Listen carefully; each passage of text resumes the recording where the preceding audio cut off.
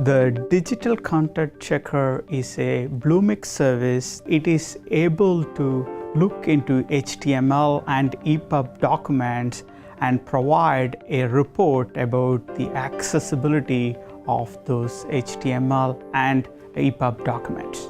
We found that the main users for this type of service are information developers or content developers, content authors, writers. It's the people that are writing documentation or putting together individual books or presentations. The digital content checker, at the core of it, it's an engine that helps you scan content. So it'll scan through your page or your book or your document and find issues. So what we're doing with the digital content checker is we're putting out the rules that IBM has. We're making them available to the public.